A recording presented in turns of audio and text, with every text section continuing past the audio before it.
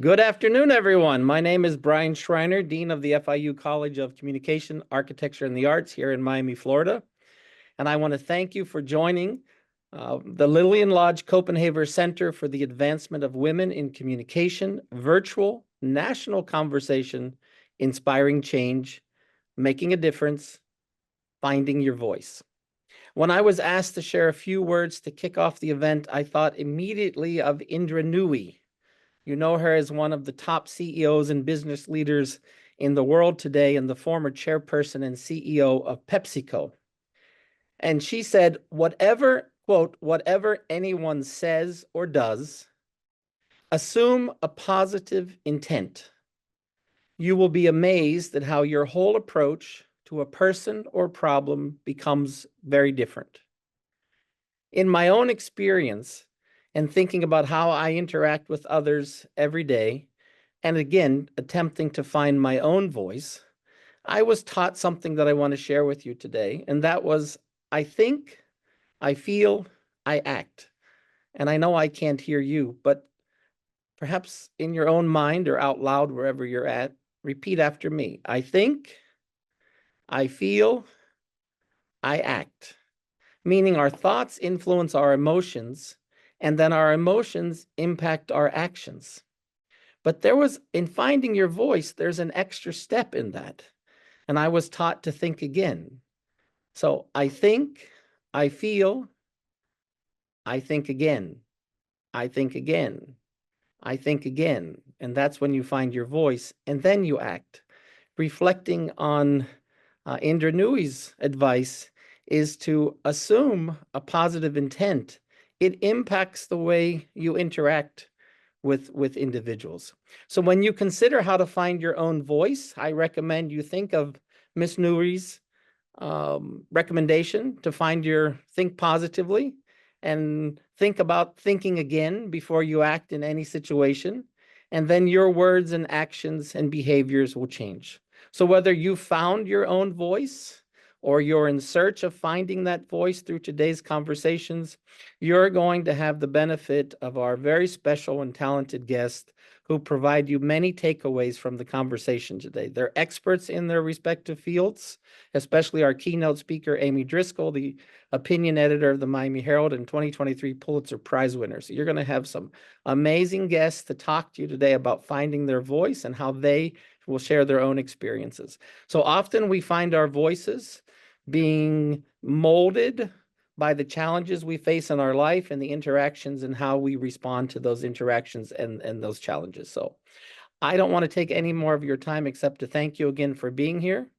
I want to thank Dr. Kopenhaver for her continued partnership as Dean Emeritus of FIU and leading the Kopenhaver Center along with her very talented team of colleagues, Dr. Abreu and Ms. Carla Zenson. Since the inception of the Kopenhaver Center in 2013, they've been offering workshops, leadership training programs, gender equity research initiatives, and many, many partnerships throughout South Florida, but also all of the satellite Kopenhaver centers across the country, which I understand are joining us here this afternoon. So a special welcome to all the Kopenhaver Fellows and Kopenhaver colleagues across the country. These centers and this work is a testament to Dr. Kopenhaver's important work. So without further ado, I want to thank you again, and I want to introduce you to my friend and colleague, Dr. Lillian Lodge Kopenhaver.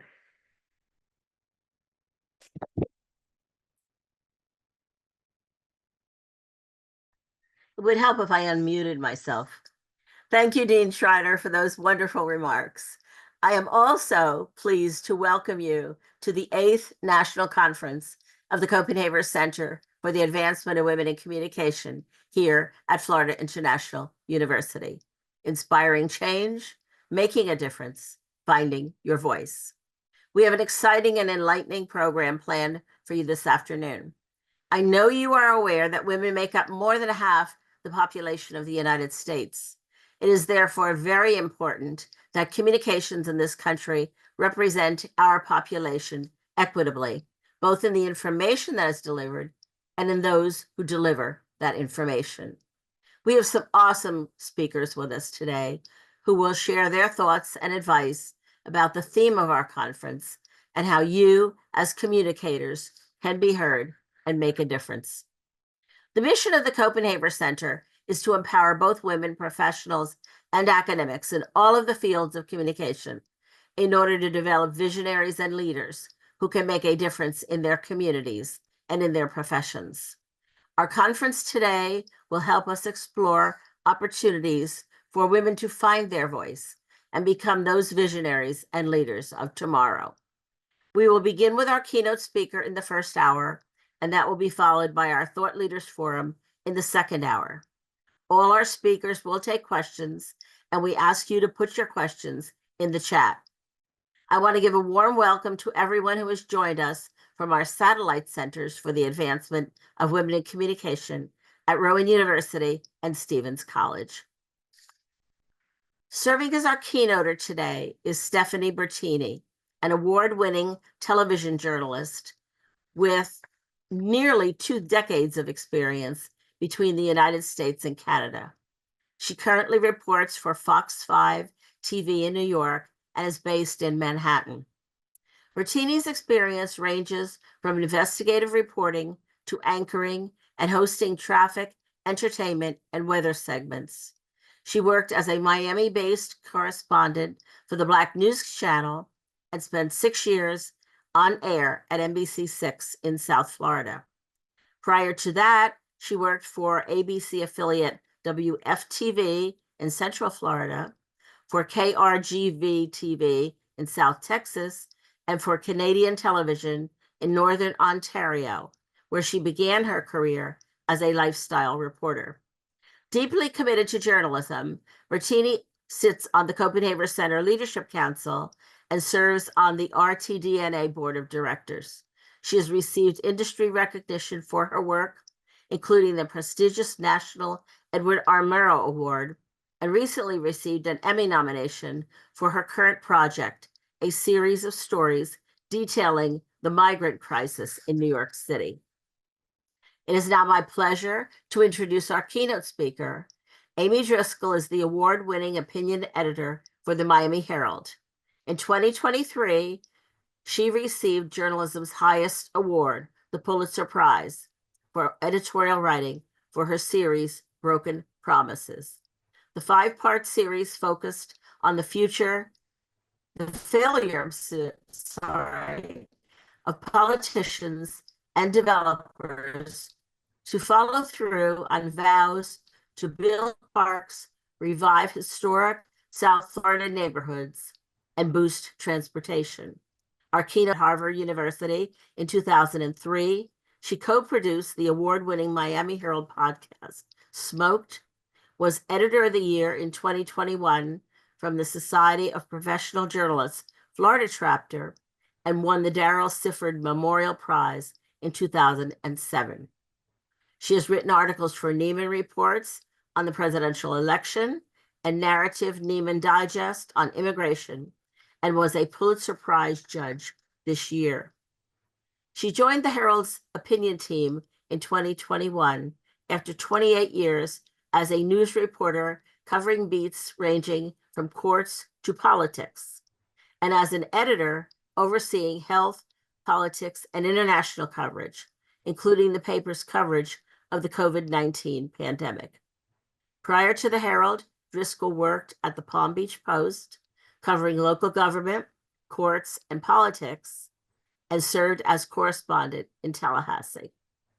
A self-styled storyteller at heart, she believes that in the world today, journalism, and especially opinion journalism, can help by elevating voices that might not otherwise be heard, and by creating a conversation instead of a shouting match. Amy? Thank you so much, Lillian. I hope you all can hear me. I am delighted and honored to be here to talk to all of you about some things that are near and dear to my heart. When the invitation came for me to deliver this speech, I accepted immediately because I believe so strongly in these kinds of conversations where women can help women, where we discuss our paths forward, we can learn from each other. I try to do as much mentoring in my career as I can. And I see this as an opportunity to talk to all of you about what I learned and a bit about my journey. I hope that you will be thinking of questions along the way, because we have time for questions, and I'd be more than happy to talk with you about anything that you're interested in. So you are catching me. I was telling this to Lillian right before this began, that you're catching me right in the middle of the endorsement process.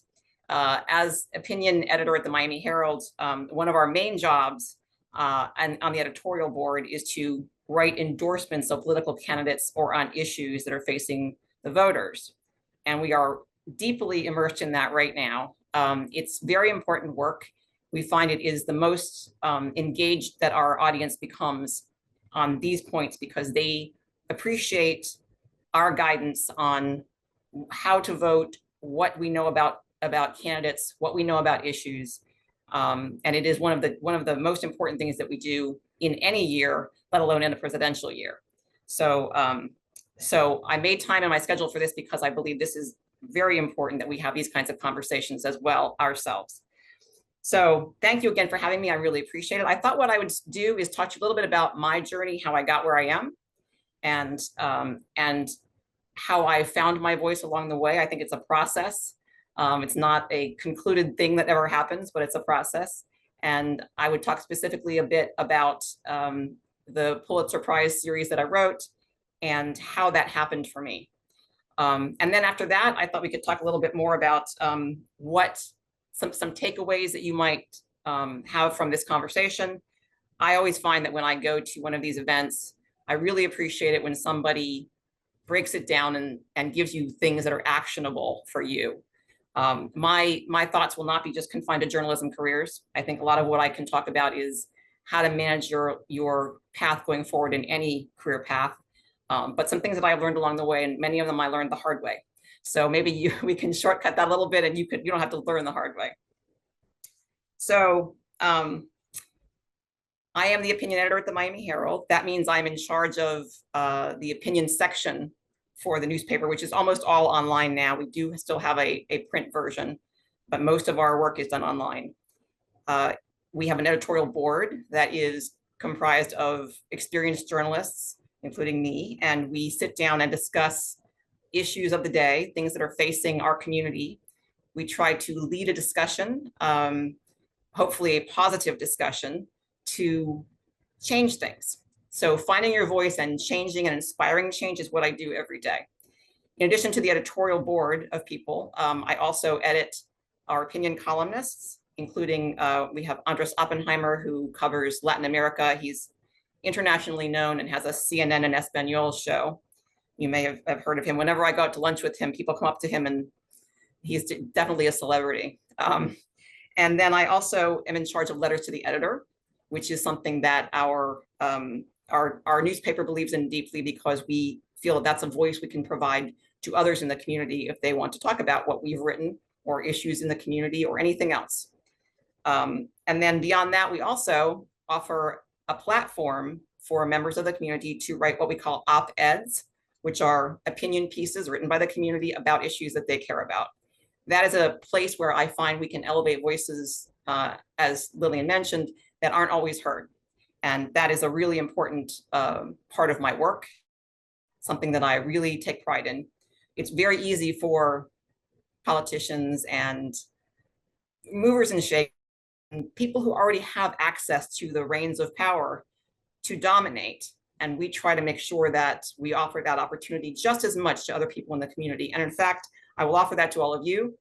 If you have a local issue like you'd like to talk about, you're welcome to submit an op-ed. They are about 650 words. So if you'd like to do that, I'm easily findable on the internet. So that's what I do every day. It's an honor and it's a privilege. And we are also the institutional voice for the newspaper. So part of my job in opinion is to act responsibly, to think for the community, to offer solutions, not just to investigate. We are reporters at heart still. And so we talk to the leaders in our community. We talk to the developers involved in the latest issue. We talk to the neighborhood association or the state attorney or anyone else who has an issue that is in front of the public right now that we think we should know more about. And we use all of that information to form our opinions. There's a lot of opinion journalism out there these days, and a fair amount of it is people just sitting in their living rooms typing away about what they think about the world. That's not what we do. What we do is we investigate, we report, we discuss, we consider, we think what's best for the community. We're not trying to do what's best for us. We're not trying to tell people how to think. We're trying to lay out our reasoning for why we think something is right or wrong and what needs to be done. For instance, there was a recent moment about 2 weeks ago where the Miami City Commission voted to give all the members their own pension for life. We don't like that idea. We think that should go to the taxpayers to decide, since the taxpayers are the ones who are going to pay for it. And we wrote about that pretty extensively. And now they are reconsidering. We hope they will reconsider and reverse that vote because it is unfair to the taxpayers. That's the kind of work that we do. It's not, we try not to be inflammatory. We try to be considered. We try to think things through. When we interview candidates, which is, an enormous part of our work this time of year, we try to interview every candidate in every local race if possible. They won't all meet with us, but most of them do. We have them submit a questionnaire where we ask them a lot of questions. We ask questions of them during our meeting, which mostly is Zoom now, though sometimes it's in person.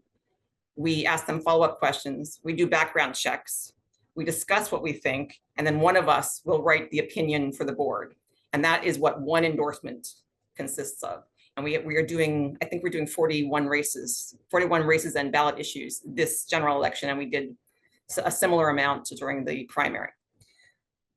So that's our responsibility. We look at the community and we try to do what we think is best for the community. The way I got to this job, as Lillian mentioned, I was a journalist. I was a reporter for many, many years. I was an editor for many years after that. As a reporter, I did a lot of things. I covered 9/11 in New York.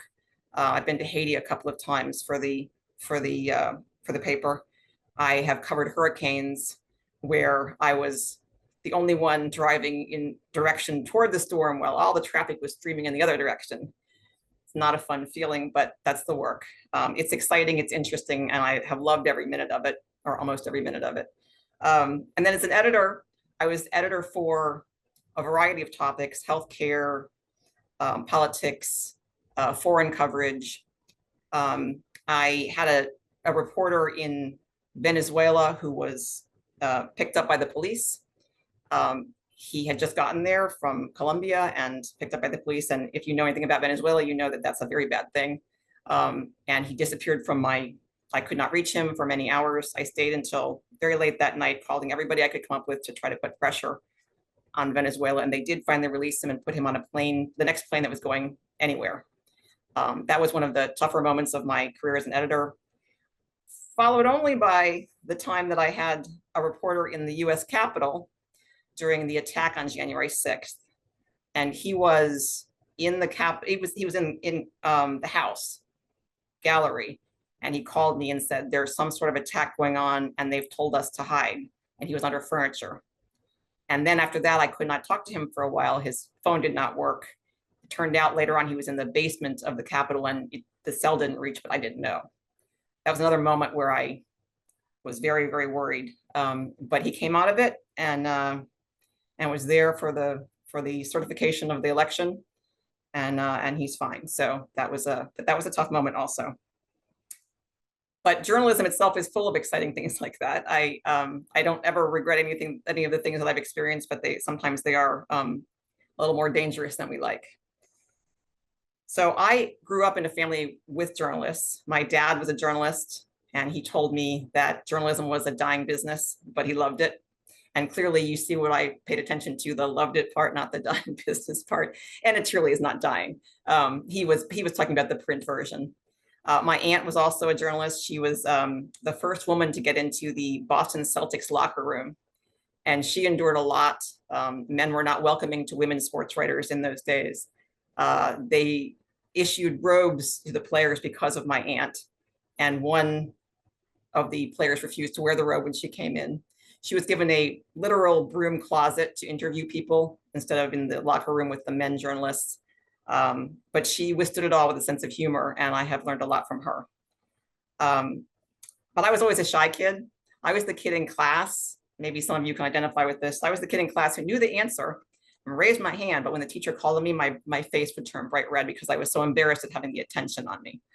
I may not seem that way now, but that is how I felt. We moved a lot because my dad was a journalist. We moved around a lot when I was growing up. And I think along the way, I became an adept observer. You know, when you go into a new school as a kid, you got to figure out how things work pretty quick or something bad might happen to you. So, you know, you learn how to walk and how to talk and who the popular kids are and all those things. And I think somewhere along the way that observer status has helped me in journalism. It's a natural extension of that for me to be observant all the time and to see how people are behaving and to think things through. So from that, I became I became a journalist in high school. I became a journalist in college. I got my first job, and I've gotten a lot of opportunities along the way. Some of them have been hard won, some of them have been given to me, and I'm grateful for both. But I thought I would talk to you a little bit now about what the takeaways from some of that might be. I'm my work toward the series that won the Pulitzer Prize began really in the same way that most projects do in journalism, which is we had a very busy year that year. It was an election year. So it was 2 years ago when I was working on the series.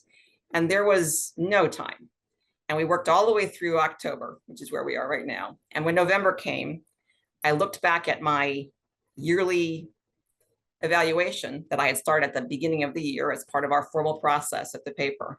And I knew that I had put down that I wanted to write a series of editorials on some topics that I knew about that were bothering me.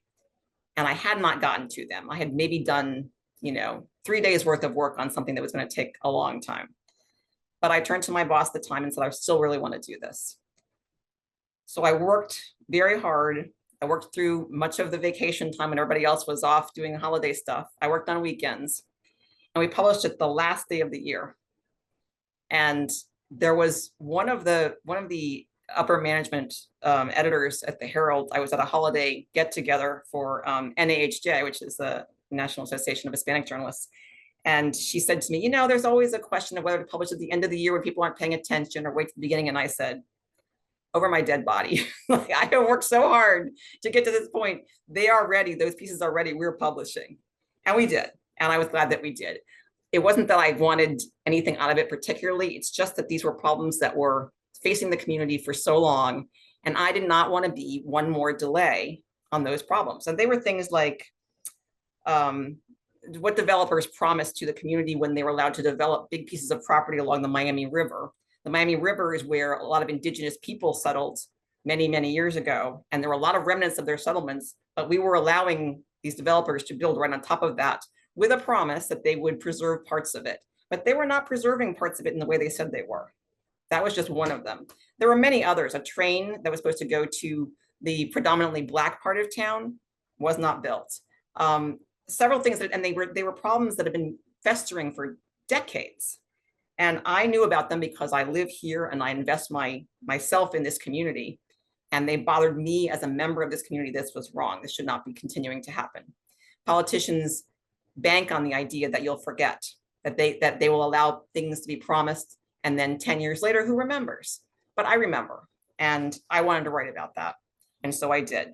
And so it was a passion project for me, but it was also based on reality. I knew what had been going on. It was information that I had gleaned over years. I understood the problems. I knew who to talk to. I could write those pieces with authority, and that's what I did. So when I think about that, I think about the moment when I made the commitment to myself that I was going to make this happen. It started with my evaluation, my annual evaluation, which is something that if you're not working yet, you'll find out what those are like. Most organizations use them as a way to keep track of progress with their employees, and that's a good idea. Everyone hates them. I hate them, but they are actually quite useful if you look at them in the right light. And that's what I learned from that moment, was that I had written that down at the beginning of the year, and by the end of the year, I still really wanted to do it. And so I made it happen. I knew I had the platform. I knew I had the experience. I knew I had the information more or less that I could get it done. So it wasn't based on, I just have a passion for this. It was based on a real foundation that I can accomplish this. So I think that's an important thing when you're thinking about what you want to do. Having a passion, following your passion, that's wonderful, but it also should be something that you're good at. So be aware of that. Be thinking about what you actually like to do, but also what you're good at. Oftentimes what you're good at, you can find your passion in once you start to work in that area. So I'm not a huge advocate for just following your passion. I'm more of an advocate of being a little realistic about it. And if you're not sure, try it for a while, but be aware of the signs of whether or not you're succeeding at that. So for me, the moment that series became real was when I committed to it. I said, yes, me, yes, those problems. Yes, I wrote it down. Yes, I mean it. And I find in life and in careers that there are a lot of people who will, after you succeed at something, come up to you and say, you know, I always meant to do X or Y, or I always thought I would, blah, blah, blah, but they didn't. And that is kind of the defining line is, do you really want to do it? And if you do it to the full extent that you're able. Do not give yourself the excuse of doing it most of the way. And that way, if you fail, you have an excuse as to why you failed in your head, not in your heart. You're not telling this to other people, but you know if you've done it as well as you can do it. And that's what I mean, and that is something that I learned by failing at things. There are things that I applied for that I did not get. There was a fellowship I applied for that was, I just wrote something and said, well, maybe they'll say yes. And they did not, rightfully so. Another opportunity that I had, that I went and I had to do an interview with a horseshoe of people. I walked in the door and there was a horseshoe of people sitting there, which is a very intimidating setting. And I had just did not have any idea what they were asking me. And I did not prepare well for it. And afterwards, they did not give it to me. And I thought, yes, they should not have given it to me. I did not earn that. But I have earned other things, and I have learned from that. I did apply for a Nieman Fellowship, which is the most prestigious fellowship that journalists can get at Harvard. And I got that one. But I got that one based on the failures of the ones that came before. I applied for it.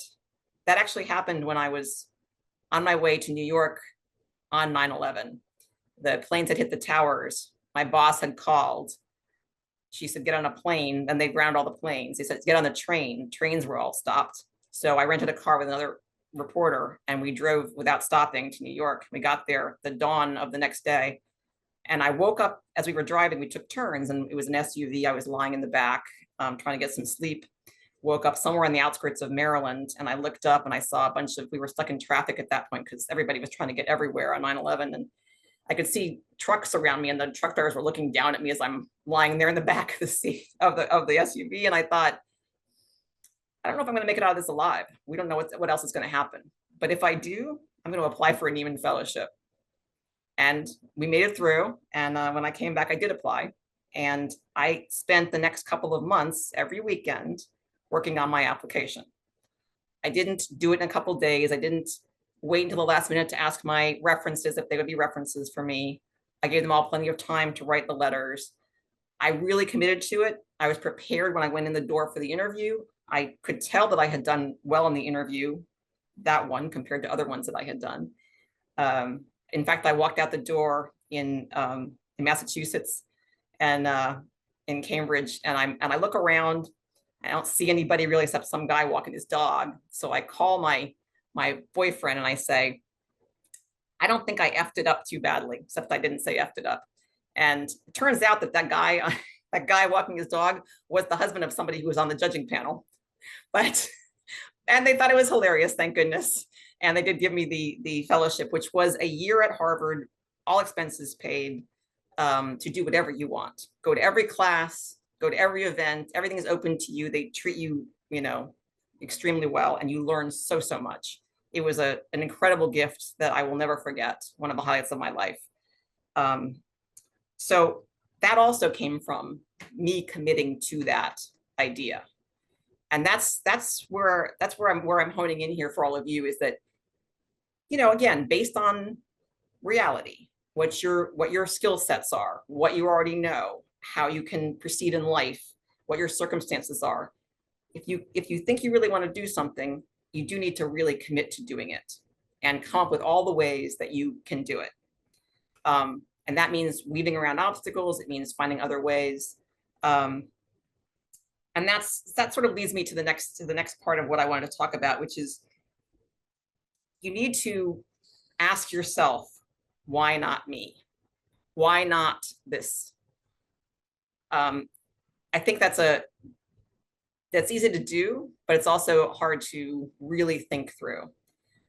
For me, a person, I have a tendency to think, well, no, I probably can't. And I guess that's that imposter syndrome that's coming out, that so many people struggle with. But I have to think a little bit more positively for myself. And I have to say, I have a platform. I have abilities. What am I going to do with that? And it helps me if I flip it on its head, and rather than say, why shouldn't I do this? I think, what is my responsibility to do something good with this opportunity that I have today?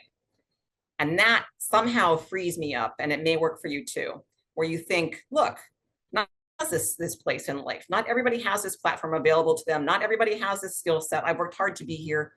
What am I going to do with that? How am I going to make a difference in the world? How am I going to leave things better than when I started? And so when I thought about it that way, it makes it much easier for me to say, I'm going to write this series, or I'm going to apply for that fellowship. It takes away the me part of it and makes it more like I have a responsibility to do right with what I have, because not everybody has it. I think that's a critical flip in your mind on how you can really open up opportunities for yourself. It also applies to networking, which is something that I didn't really understand for a long time. I had a wonderful mentor, the publisher of the Miami Herald. I was lucky enough to have Alex Villock as my mentor for a while. It was a formal program that they set up at the Herald. And I was probably not her best mentee. I think I was late to some of the meetings. I don't know that I fully appreciated everything she was doing for me, but let me tell you, I appreciate it now. And I have told her that.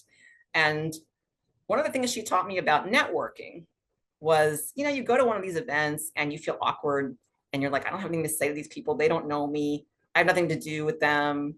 And so it's easy to sit in the corner or to just talk to the people that you already know.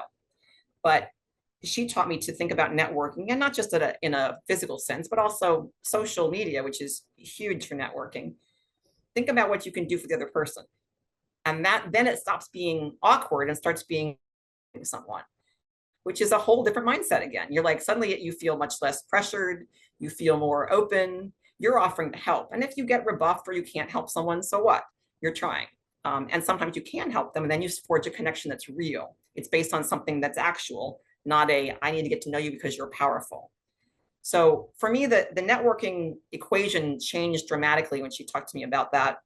And I have always retained that. I think that has really helped me build a better network after that. And that includes not just people who can do something for you, who maybe are at a higher position in your organization, but also people that you can help who are not, who maybe are looking to you for help.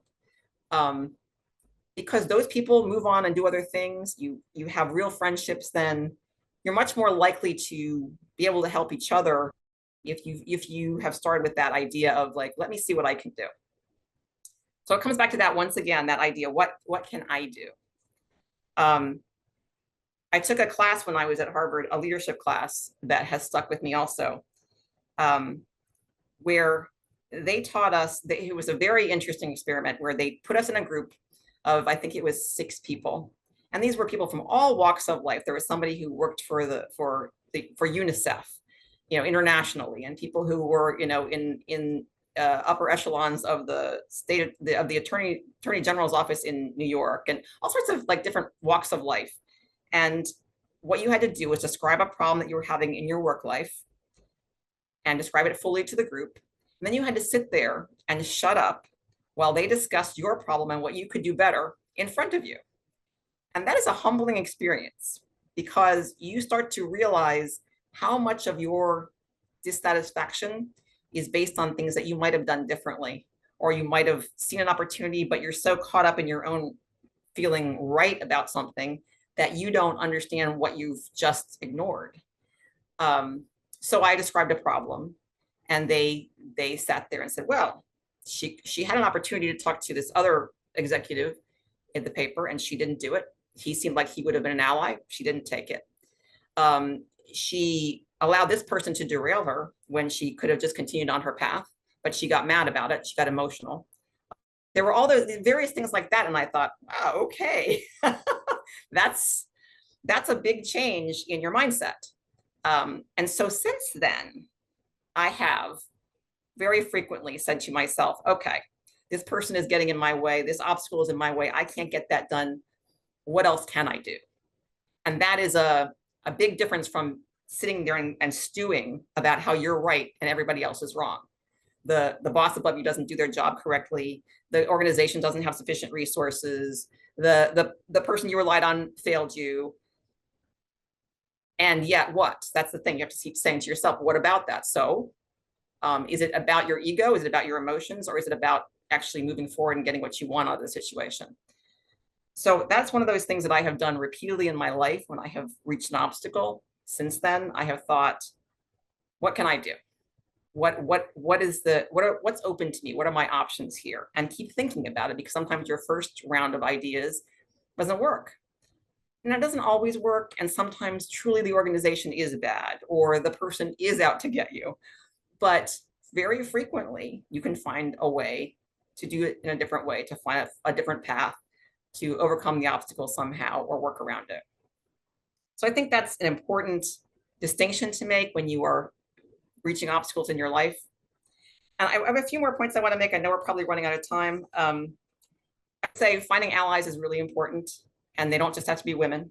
Some of my best allies are men, but they are people that you have an affinity for, where you maybe see things in a similar light in some ways, but also people who are different from you, because they can show you things that you don't know. So respect that knowledge, respect those other people, and bring them actively into your circle so that you learn more from them. I would say you cannot avoid cringe. I think Taylor Swift said that, but you can't. You can't avoid it.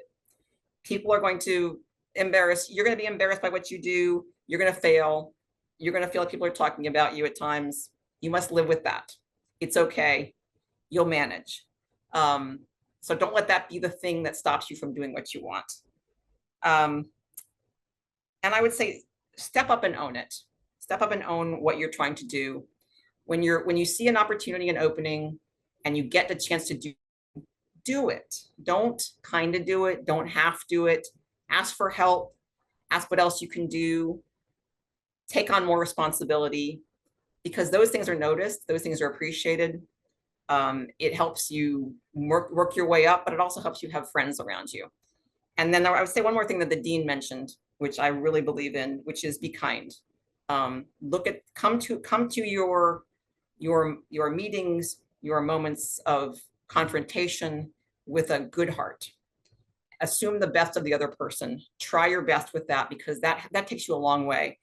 I didn't realize for very many years how important it is to be a kind and open person. Your work will speak for you in many ways, but so does your demeanor. So if you sort of try to see the kindness and the best and people in the best light, I think that really helps you in sort of a satisfaction in life, not just satisfaction in your career. So I have many more things I could talk about, but I'm going to stop there because I don't have much time. I think Stephanie up with some questions now. Amy, first of all, thank you so much. So much wisdom, so much experience that you're sharing. And I speak for myself, and I know behalf of everyone here, we're so impressed by you, your caliber of work, and your commitment, right, to something like this. You said something, and it really resonated with me while I was listening to you. This has been a process. Finding your voice has been a process. When we think, you know, I'm almost 20 years into TV now. Been doing this for a while, several years, as you know, working in South Florida, local and national. You touched on something, maybe it's the imposter syndrome, you said, you know, that can visit us here, especially females. Young women looking at someone like you, interested in a career, and really struggling with even finding that voice, let's say in school or in their first job, what's one piece of advice you can give these young and aspiring professionals? One or two sentences. Well, I have struggled with this. I told you I was shy, and I think that I have great feelings for people who have that problem. But I think you just have to keep doing it. It's painful. It's so painful. It's so hard. It's so embarrassing. But I think you have to force yourself into doing it as much as possible, because the more you do it, the easier it gets. And speaking up is hard. I worked in Tallahassee as a young woman in a press corps that was almost all men.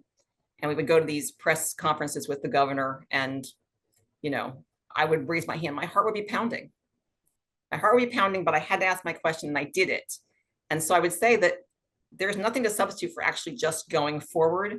Try to put that out of your head. There's one little tip that I heard that sometimes helps me, which is if you can reframe your fear or your worry or your concern as excitement, it sometimes helps. So if you can say to yourself, okay, I'm a little bit apprehensive about asking this question of the governor, but I'm also excited to have the opportunity. I'm excited to have the chance to do this, because who else gets this chance? Not many people.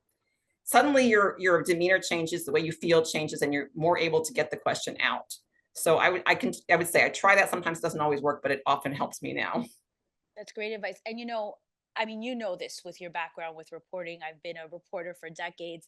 Uh, all people are different, right? But there's some themes that are the same. And I'm not a shy person, but that feeling you described, the being afraid in the room as a young reporter, especially, and even now, when I got to the New York market, it's like I'm in the number one market, that pressure to perform. Even someone that's extroverted, I felt that. I think a lot of younger women and even mid-career women, and honestly even somebody like me, if I should choose, let's say one day, to transition to management or a leadership role from the craft, you're gonna confront those challenges. You say keep doing it, and I think it's the reps, right? That's what makes you an expert. The athletes in the gym, right? So true. They're working out every day, right, Amy? And that's what we're Absolutely. doing. We have a question from Alicia. She's in the crowd online with us, and she wants you to answer. I have good ideas for story leads, but no one is listening. How do I stand out to be listened to? A tough question. And we've all had it. I certainly have had meetings where I sat there and said something, and then someone else, often someone of a different gender, would say the same thing more or less, and suddenly it was a great idea. I think we've all had that experience. It is hard to get people to listen to you when you are younger. It just is. I certainly felt that way. There are some things you can try. One thing, and I wouldn't say this for very long, but maybe initially, is to try to pair yourself up with somebody else with more experience. Sometimes doing work alongside someone else, assuming that they are a good-hearted partner who will give you full credit for your work, that can help you get your voice elevated. The other things I think are maybe you can talk to someone one-on-one about that feeling. I have an idea, I would like to have it heard, but I can't seem to get it heard. Can I talk to you about it? Being that straightforward. And then you have to have the goods. So if you have an idea, make sure you have done the legwork on it. I had a young woman who started working with me. She had a 6-month job with me. And on her first day, she came in with a plastic binder, the big kind, with all the plastic pages. And each page, she had a fully fleshed out story idea with sources and the names of people and phone numbers and emails. And she probably had 15 of them on her first day. We didn't do most of those stories, but that level of preparation was very impressive. And she has soared since then. She works for the 19th now, which is a publication about women's issues and LGBTQ issues. That's a nonprofit and doing wonderful, wonderful work. So I would say, there's finding someone to an ally for you, whether it's an editor or a colleague. And then beyond that, I would say, make sure you are prepared and that you can actually articulate the idea and that it's a real idea with all the work done. So I think that's great advice. I think, and I tend to tell this to young students, people I've mentored. I love what you said, by the way, about this whole networking thing, right? Like it can be intimidating, but it's a back and forth dialogue.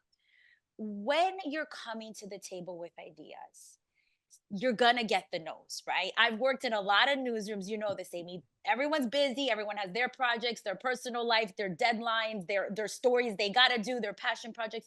So what I found is, yes, you gotta do the work. And like you said, take ownership of it. But once you start doing the work that gets you that one story that kind of gets you noticed, then you take that as energy, right? There's something about building that portfolio. Can you talk to our attendees about really the idea that the craft is passed down, that's why you're suggesting find somebody that can help you with this, but also it's about building the portfolio. You gotta have something to show. Yeah, I think that that's really, really important. You make an excellent point. In journalism anyway, and I think this is the case in many places, many kinds of work, the proof is what you just did or what you've been doing lately. So something you did, a long time ago, people maybe not remember, or but success builds success, even small successes. So they don't want you to do your project because maybe it's going to take a year and you just started your career, and that's not the kind of commitment they can give you. But can you do one small story on that project that takes you a couple of days, and then you have something to show, and then you say, but now I have this one that I can write next, or that I can produce next, or I can, and as success begets success. So you start with one, you build another, and pretty soon you have a track record with the people around you of competency, of delivering on time, of doing accurate work, and then it has some momentum, and you can talk your way. I've seen it happen many times. Talk your way into something much bigger. That maybe the thing is not exactly what you pitched originally, but it's in the zone, and you can be really proud of that at the end. But it can be a process. You have to also be aware that if you are just starting out in your career, people don't automatically trust that you know what you're doing, and they don't have any reason to. You haven't shown it yet, but you can show it really easily. Right? Again, this is a journalism thing, but writing more is better. Write a lot of small things, but write them and get them done on time. And that helps to build a reputation of credibility and timeliness and all the things that bosses look for. So that the next time they're scanning the room looking for somebody, or they're thinking, who can I get to go to, they think of you. And that's when breaks happen. That's how you make your career. I was doing some reflective thinking recently. Interesting what you say. TV, they say the version of that is, Amy, you're only as good as your last live shot, right? So like you flubbed, you can do it tomorrow in TV, right? Especially in local TV news, but you're only as good as that. But I've come to the conclusion that you're also, as you continue to build a career, as good as the caliber of your work. And that's the whole idea that journalism, two journalists, a dialogue in here, but to open this up to everybody here, in communication disciplines across the board, that portfolio, that reputation, that professional trust, the credibility that you earn, it's built over time, right? So the caliber of your work should be excellent, but it's also about having the library, like you suggest, writing those shorts in day out, hitting those deadlines, and even further your professional reputation coming to something like this. We Right. want to thank, right, Amy, all our attendees. Thanks for coming and joining us here online, and thank you so much again for those joining us maybe a little later. Amy, you're so impressive for really lending your time, lending your voice. I have a question from Sophie for you. She asks, I'm in the process of designing my own reporting blog. Any advice on how to best get my platform out to news organizations? That's a really, I think it's a really good idea to start with. I like that a lot. I would say that, first of all, you need to be aware of what people are actually going to want to read. So you need to look at what's out there, what's important to people, what's getting a lot of attention, and be writing about those things. So one of the things that we do in professional journalism is we try very hard to compete for people's attention. And that's the same thing you'd be doing on your own site. So you have to make sure that it's something that people actually want to read. And then again, it comes down to networking quite a bit on something like that. You have to, do you know some people you can send it to? Do you have a few people who could promote it for you? Do you have other people's platforms that you like that you could compliment and then ask them to cross post or in some way elevate your voice? Because it would take a while, I think, to build that up, but it's totally doable. There are people in Miami who do that, and we read their sites. So I think it's a great way to get known. I think it's a very entrepreneurial activity. I think it would stand out to people if you apply someplace else. And you learn a ton doing it. Plus, it'd probably be really fun. So I think that's a wonderful idea, but I think you have to work your connections on that as hard as you can, but also think about the quality and content of what you're writing. Make sure it's something that people want to read, and make sure you're executing it at a high level, not something that's unproven. Don't traffic in rumors. Make sure you show your work. Where do you get the information? The basic stuff. Look at the New York Times, or look at the Washington Post or somebody, and see how the style that they use, and use that style. To be taken seriously, you want to act seriously, and so you need to conform to some of the conventions. You can always break the rules, but to build your reputation now, you need to understand what the rules are and follow them for a while. I think that's great advice. I always tell students, because I'm an adjunct professor as well, you want to make sure the work that you put out there meets the standards, right? So even if we're going to experiment with all these different types of reporting across platforms, it has to meet journalistic standards, and that's first and foremost. So I think you really are touching on that point. It's definitely understood. I have another question, though, from the audience. Victoria, she wants you to answer this one. Are you using AI as a reporter? Is this a tool that you see reporters using in the future? I'm not personally using AI yet. I would say I can see some wonderful roles for it, to be honest. But not to replace us. I'll be clear there. I think one of the things that reporters now, and journalists in general, have to do who produce any kind of content is to do all the extra stuff yourself. You have to write your own keywords and your own headline that has the right words in it to catch the search engines. You have to write a summary. You have to get a photograph. You have to put a cut line on your photograph. You have to make sure that the words in the document somehow are going to catch fire online. And AI, I think, would have a wonderful role in doing some of the less artistic but more granular work. So keywords and summaries and things like that catch SEO, I think would be great. And we are at the Herald, we are using that. We are experimenting with it in McClatchy Wad. We're owned by a hedge fund. McClatchy Newspapers owns, I think it's 40 papers or something like that, 39 papers. And we are working, we have an AI project. We're trying to see where it can fit in without undermining our journalistic credibility. And that's a thing. I don't know how many of you have seen things that are written through AI, and sometimes it's great, sometimes it's just completely not usable, off point. So I don't think we're there yet on AI, but I also think I could see a good role for it in some ways. We do have some AI generated content that's kind of what I call advertorial, which is that advertising that looks like a story, but it's not, but they label it. I don't love that stuff. And that sometimes is AI written right now. But they usually produce very boring stuff that nobody really wants to read. So I see a role. I think it's interesting. I think we have to keep experimenting with it. I could see it being very helpful to take away some of the less artful tasks that we have. But I wouldn't want to see it replace actual human beings. So just reminding the attendees, you can send us questions. We can ask your questions to Amy through me. But I want to jump off of, the AI conversation, Dr. K, maybe that's a topic for another national conversation, because we can go on and on, right, Amy?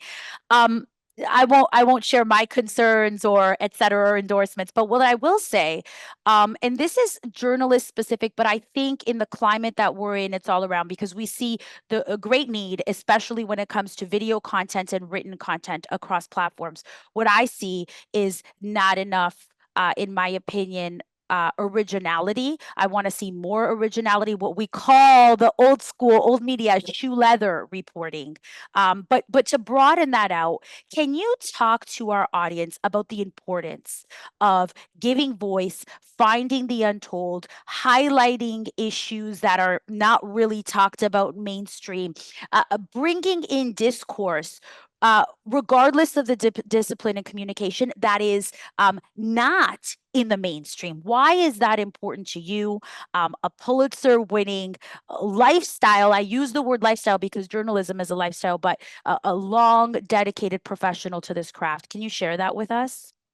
Yeah, I think that Originality is important. I think we have to open our eyes to things. It's no formula for that. I would say, to me, the overriding trait that comes to mind when you ask me that question is curiosity. I think that the best reporters, and often the most interesting people, are the people who are super curious. And journalism gives you license to ask a lot of questions to people, a lot of rude questions, a lot of fun questions, to talk to people you would never talk to otherwise, which is one of the reasons that I absolutely love doing that. But in general, the people who ask the questions when they sit down at lunch next to someone, or the people who ask questions of the person who is, fixing their car, or the more that you talk to people, the more you find such fascinating worlds out there that you know nothing about. I've always found that people who are passionate about their work are interesting, no matter what it is.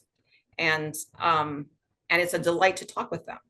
And when you expose yourself to that willingly, you don't just sit with your headphones on and in the corner waiting for something to be done, but you actually converse and you look around and you comment on things and you see what's on the walls or whatever. You open yourself up to new experiences, which means new people, which means new voices. My former boss, who had this job before me, used to say she would consider it a success at any event she went to if she could find someone there where she would offer them the opportunity to write an op-ed for us, an opinion piece.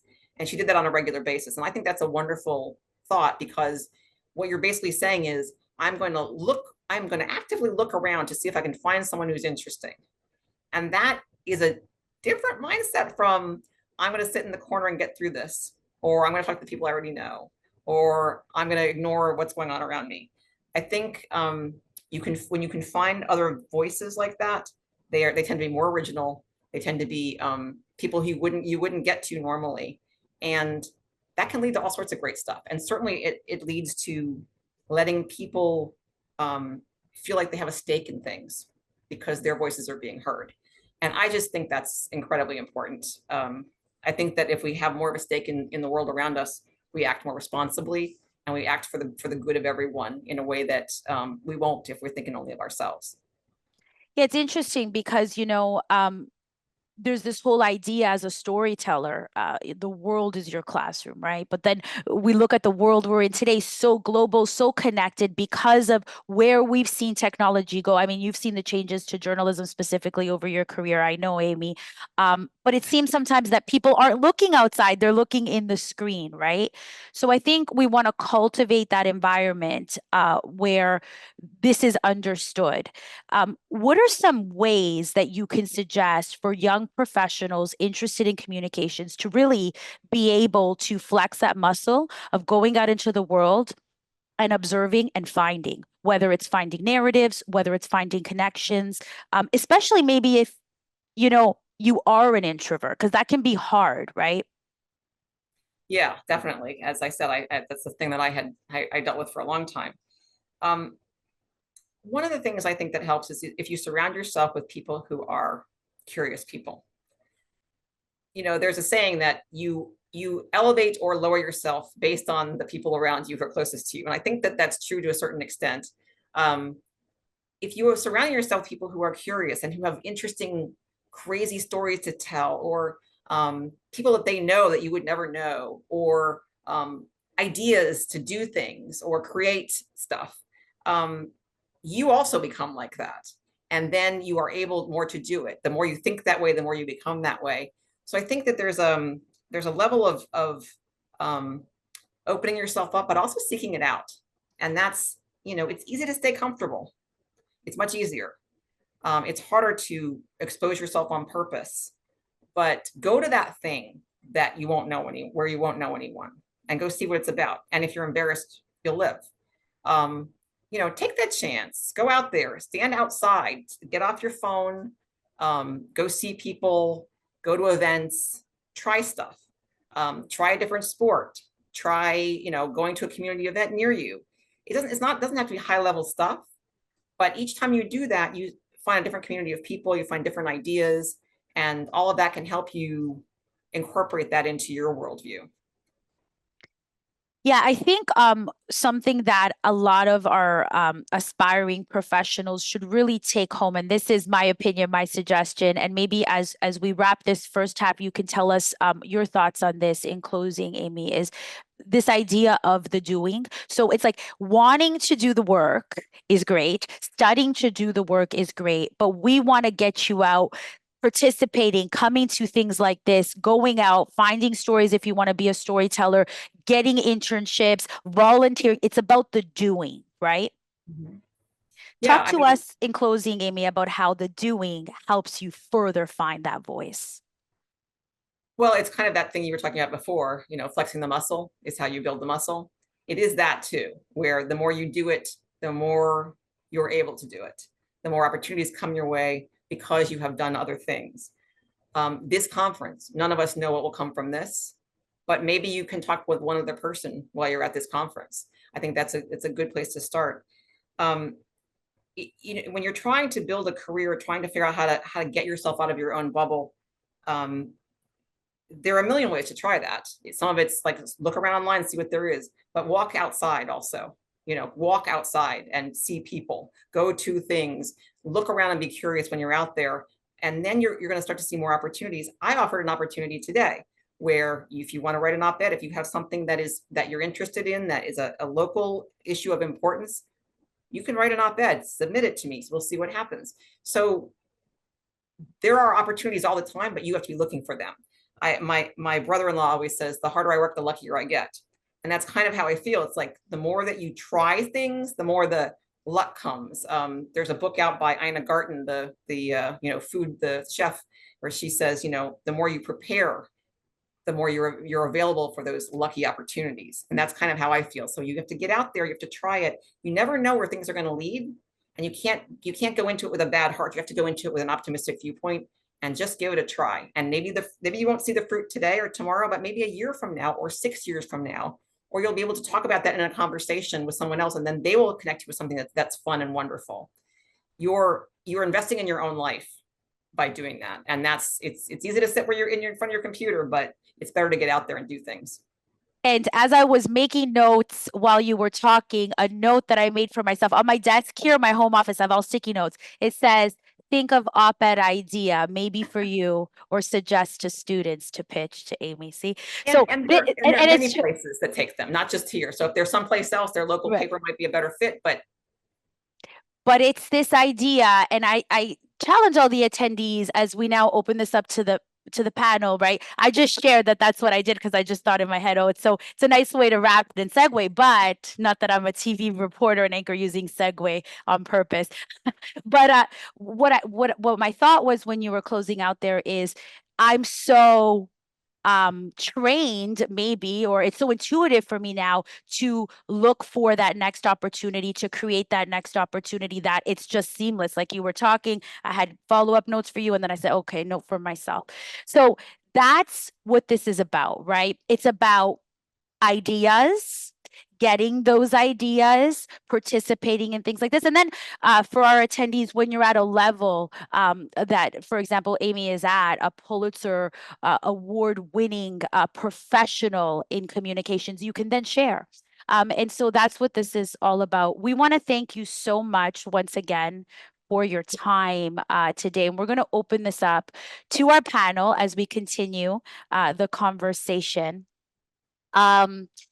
I want to introduce the panel, and I just want to remind the audience, the virtual audience here, that you can send questions. We are taking your questions throughout our time here online. Charo, thank you so much. Thank you so much, Stephanie, for having me. No, thank you so much. Wonderful to talk with you. Yeah, no, it was just amazing. Dr. K is giving a thumbs up. I don't know if you want to give us 1 or 2 cents, Dr. K, but I know you're impressed because I've worked with you long enough. He's pleased. Okay. No, I also want to thank Amy. This was really inspiring, and there are so many really good ideas. I was taking notes as well. So many good ideas that you put forward. So thank you very much, and go do your endorsements. I know that's where you are now. Yes. Thanks again for being with us. All right. And Amy, are you staying with us for the rest of this? I have to run. Thank you, thank you, thank you. I will connect with you. I hope some of our Great. attendees will. So thank you so much. Enjoy the rest of your day. We're Thank going to you. continue with the Okay. panel. Thanks, Amy. So to our panelists, maybe you can just give a little wave as I'm introducing you, and then we'll get this going. Charo Enriquez, I want to welcome you here to the panel. Charo's a New York Times journalist working at the intersection of journalism and technology to help create better editorial operations and a more inclusive culture in newsrooms. She focuses on leading innovation in news organizations currently. Enriquez is a part of the leadership team of the Culture and Careers Department and leads the newsroom development and support and research teams at the New York Times. She's also the president of the Online News Association's board of directors. In 2021, she was a fellow at Columbia University's Sulzberger Executive Leadership Program. Enriquez has been faculty for ONA Women's Leadership Accelerator, Poynter Institute's Leadership Academy for Women in Digital Media, and NAHJ's Adelante Academy. Thank you so much for being here. Thank you. Thank you.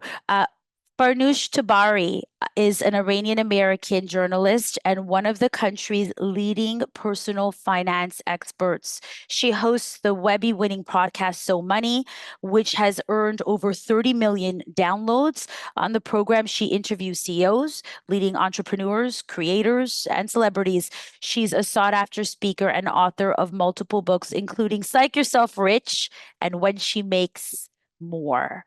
Her newest is A Healthy State of Panic, part memoir, part guidebook on how fear can be a superpower to achieve true wealth and career success, along with being featured in the New York Times, the Wall Street Journal, and Time Magazine. Tarabi hosted a business series on CNBC and has appeared frequently on Today, Good Morning America, and more. Thank you for being with us. I want to introduce Kim Williams. She's the group account director at Walton Isaacson, leading the Home Depot business with strategic insight and a wealth of experience. With over 25 years in the industry, she's honed her expertise across television media, management consulting, and advertising, working with major sectors in retail, technology, and nonprofits. Her impressive career includes spearheading marketing efforts as chief marketing officer for Usher Raymond's nonprofit, Usher's New Look, and managing high-profile accounts for renowned brands such as Newell Rubbermaid, the Coca-Cola Company, and Verizon. Beyond her corporate achievements, Williams is passionate about nurturing the next generation of talent. She serves as an account management instructor for the advertising nonprofit BLAC, where she mentors and prepares aspiring minority professionals for successful careers in advertising.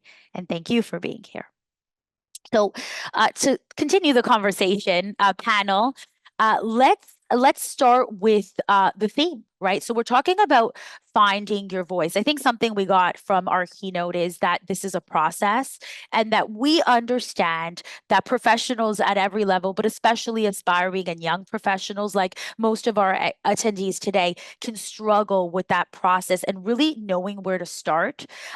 For myself, and I want to then open this up to the panel, when I started as a young journalist aspiring to be in television, I didn't have doctors, lawyers, and journalists in my family, right? I didn't have examples around me of people that were doing journalism or television. I had to really try to make a way for myself. And some of it came from mentorship, from fostering relationships, and also looking for those opportunities. It was a mix, but it can be overwhelming. To the panel, whoever wants to take this first, what is your experience with the beginnings of finding your voice?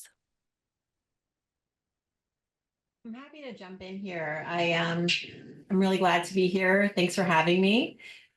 So I would say that the best piece of advice I got when I was starting out in my career in my 20s, I went to journalism school and I was very ambitious and I think overwhelmed with all the things that I wanted to accomplish. Where do I begin?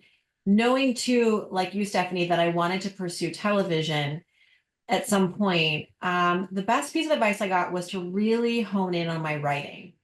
writing is foundational. And I don't assume that everybody enjoys it, but it is a skill. And I know AI is, and you talked a little bit about AI and you know, it's TBD how good AI can get in the writing sphere, but I think that it is an incredible investment in your longevity in your career in media. It would behoove us all to just really write and rewrite and rewrite. And I'm not saying you have to write a book, you don't have to write a blog, but can you write a really good email? Let's start there, because that is what, for me at least, has been a seed that has bloomed into so many other skills. Like at the end of the day, if you can write, you can communicate and speak well eventually, if you're not a great public speaker. But when I write an article, for example, and I think about all that it takes, it's the reporting, it's the researching, it's the reflection, it's the erasing, and then the editing.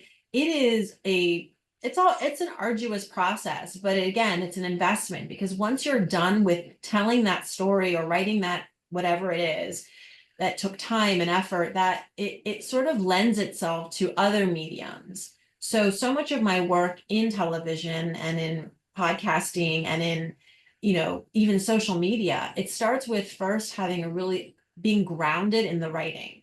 And then from there, everything else almost feels a little bit easier to do, because you've done the harder work of sitting down and getting your thoughts on paper and editing and getting clear on paper. And that perhaps it's a personal thing, but I really think there's a universality in just being insistent on focusing on the writing. And again, it could even just start with, are you emailing in such a way where you are getting your point across, and you have to be thoughtful. One of the best classes I ever took in college was just how to write an email to a professional, not a friend, right? But to someone who you are in a negotiation, right? Whether you're like asking for help, or you're offering your services, or you need information, or you want to set up a meeting, like there's an art to that. So learning that is critical. I think that's great advice. You know, I filled more journals at this point than I can count. Long before I knew I wanted to be a journalist, I remember being a kid, like 7, 8 years old, writing in journals like that young. And then, life brings you to the next thing. But I think the reflection piece is also important. I want to ask Charo to weigh in on this next point. I think that it's important to make. The reflection helps you as the writer, the journalist, the professional communicator understand your motivators. When I guest lecture and teach, I often talk to students and also aspiring professionals about knowing your why, knowing your motivators. Currently, as Dr. K mentioned in my introduction, I have a series here in New York, Migrants in America, in their own words, and it documents the many migrants that have come to New York City during what the city has called its migrant crisis. And within that reporting, what I have been able to do is sort of bring together the years and years of my career, but the reflection piece comes to really knowing yourself. I mean, I come from a family of immigrants, right? I myself immigrated to the US from Canada. So there's this understanding of yourself and your why and what you can really bring to a newsroom, to an organization, as a professional communicator. Charo, this is kind of your space. Talk about that. Talk about the importance of really having an inclusive culture from a management perspective, but as young aspiring professionals, really holding on to what makes you you and how you can turn that into a professional key, into a door maybe. Yeah, thank you so much for the question, and thank you for having me. I want to get to that, but I want to back up to what you were saying. I too was a journaler, and I too believe that writing is foundational. And because I was a journaler from the moment I was a kid, I knew I wanted to be a writer. I didn't know I wanted to be a journalist, but I knew I wanted to be a writer. And I all developed a habit of writing every day. Even if I didn't have anything to say to my journal, I developed a habit to write every day and build that muscle memory. And that taught me that even if you don't like doing things, getting to practice them. I also like played the piano when I was a kid, and I didn't always love practicing. But when you are developing skills and when you are developing your craft, you need to do the things to build that muscle memory, to build those foundational skills. I've been a journalist for 28 years. I joined a newsroom, my first newsroom, right out of college as an internship in 1996. And that's the same year that newspapers went online. So I went into a newspaper thinking that I was going to be a print reporter, not knowing that the internet was about to change everything. So for the first 19 years of my career, I worked in my newsroom in San Juan, in Puerto Rico. So all I saw were people like me. I did not see Latinos in news or Latinos in leadership positions. What I didn't see was people who thought about the digital report. And I am part of that generation of journalists that had to figure out how to put the news on the internet. Because in the first 2 years of my career, I was a business reporter that then transitioned to being a copy editor. And then in the year 2000, I went online.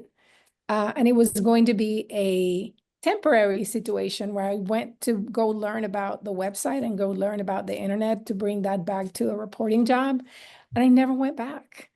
And I developed a career in change management, in developing culture, in training, in innovation in newsrooms, and in making change more humane and more palatable for people who are really good at their craft, to put them in an uncomfortable spot where they have to learn new skills and they have to break through that comfort zone that they're in.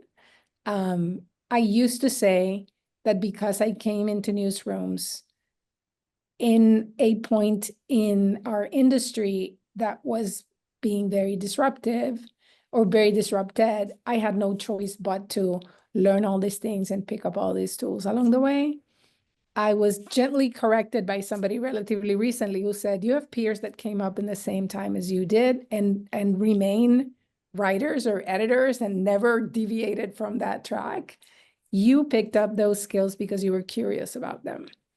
And curiosity, and particularly earlier in your career, saying yes to opportunities that you may not be very clear on whether or not they are what you want, and being open to opportunities to build skills and to collect those tools in your toolkit to be able to know if that is something that you want to pursue later or not is key.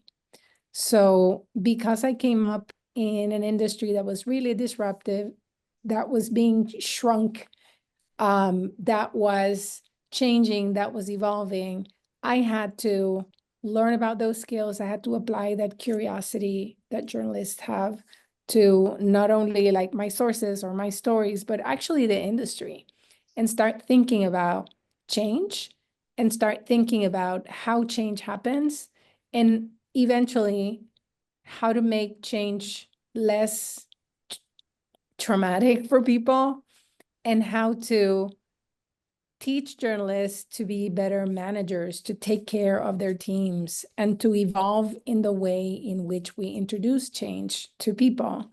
Because change is a constant. And we mentioned AI a little earlier, and AI is just a new set of tools that we have that are coming into the industry the same way that the mobile phone came, the same way that social media came. It's different sets of tools that you have. Knowing that and knowing the value that over time I built by learning those skills, by learning those tools, by being able to coach or teach others, I was able to transition and build a career in roles that didn't exist, in positions that didn't exist, in spaces where there were opportunities, but the roles were very well defined. And by saying yes to opportunities, I developed a really robust toolkit.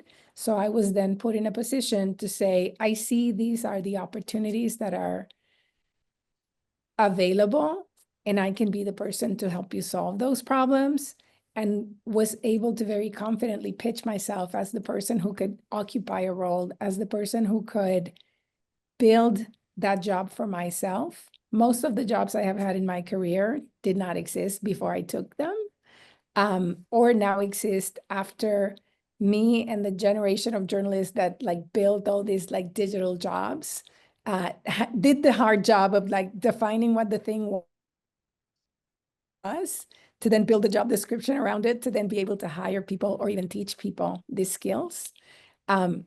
Saying yes to opportunities, saying yes to learning skills, and using that curiosity to build your portfolio and your skill set is key, so that you can then develop the confidence to say, these are the things I know, and these are the things I know I'm very good at, and this is why you need me.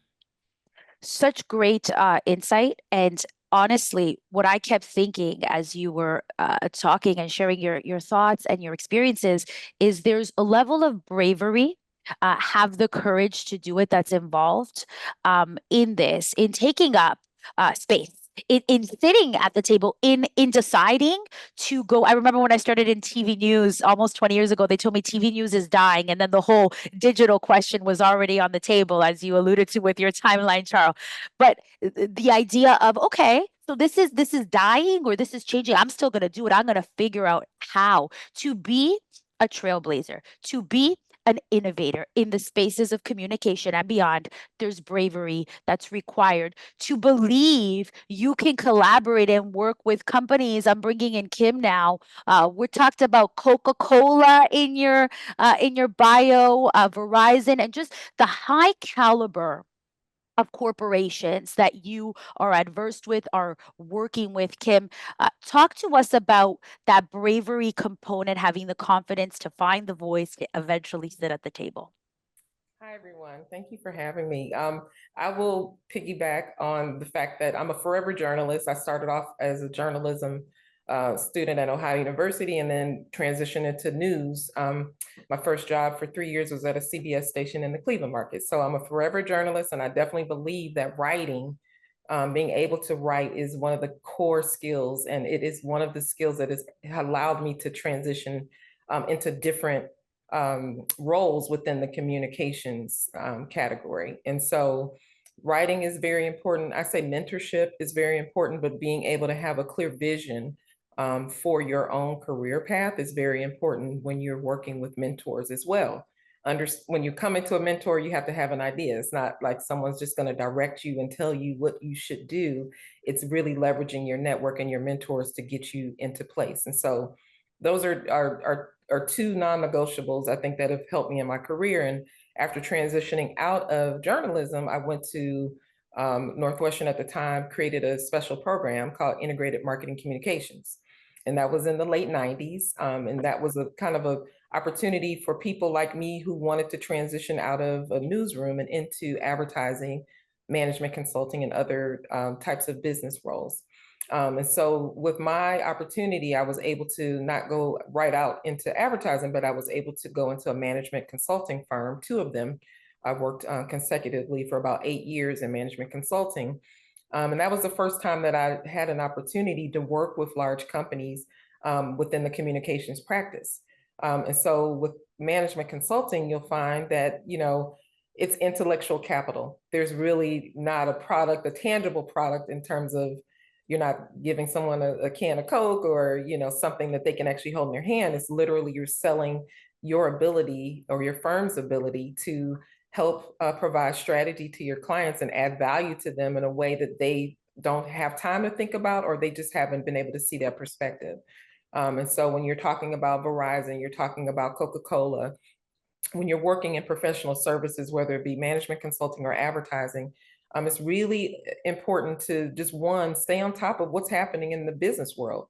What are consumer trends? Looking at analytics, looking at consumer behavior and understanding what's happening. Gen Z is a whole new segment that has a very different way of thinking and how they behave. And so it's still very important for me as a marketing person to think about, how do we want to communicate to different audiences? And so working with big brands is no different, honestly, than working with some of the smaller ones. It's just that there's more money on the table that you have to help them deliver. But being able to have a methodology in terms of how you approach your work and how you approach your thinking and being strategic and really being able to articulate. And again, writing is at the foundation of all of those things. being able to articulate your thoughts and be able to be concise and clear when getting your points across, being able to provide a different perspective and thinking of things differently than someone else, is all the things that help to add value. And so I think that those are some of the key things that I would suggest to some of the younger leaders coming up behind us. To the panel, whoever wants to take this as we continue the conversation, when we look at the complexities facing communications across industries, and really, I think facing a lot of industries right now. You know, we saw a large shift in the pandemic to these hybrid, what we see now more as hybrid roles, but to that working at home and sort of coming out of that. And then there's like the whole thing that's happening with the economy and how a lot of people, I mean, I'm a reporter, I talk to a lot of people are concerned about their own home, their money. So finding kind of the courage to kind of go after a career. And I'm thinking back to when I was in school, high school, and then later in college, where I was told, well, this isn't a realistic career path. So finding the courage, the strength to pursue what you feel your calling is within the field of communication, when maybe the voices and what the world is telling us right now is like, okay, maybe something more stable, maybe choose a path that's more direct. I'm sure to anyone on the panel, you've confronted these opinions throughout your career. So in today's climate, what suggestions do any of you have for those that are joining us today?